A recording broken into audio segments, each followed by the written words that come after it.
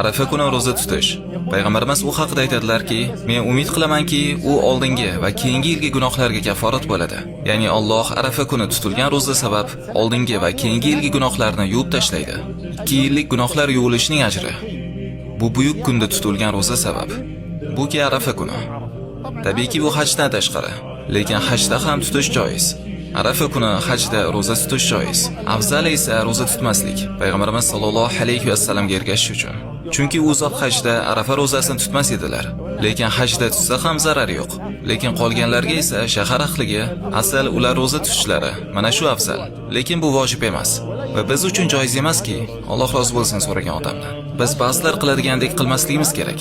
Agar Arafa kuni roza tutmayotganligini ko'rsa, uni ma'lumot qiladi. U hamma roza tutyapti, nega sen roza emassan deydi.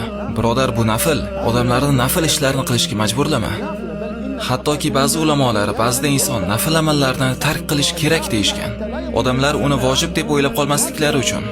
Inson boshqa bir insonni Alloh unga shart qilmagan ishni qilishga majburlashi mumkin emas. Bularning bari nafl amallar. Arafa rozasi, Ashuro rozasi, Shavvol oyidagi 6 kun roza. Ba'zi odamlar nega Shavvolda roza tutmayapsan deb ma'lumot qilishadi. Odamlarni mustahab amallarni tark qilganlari uchun ma'lumot qilish joiz emas. Lekin inson odamlarga eslatishda muammo yo'q.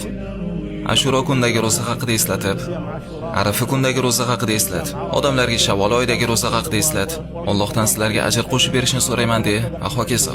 Lekin sen odamlarni ma'lumot qilishing, xuddiki u munkar ishlardan nimadir qilganday. Bu joiz emas rostdan.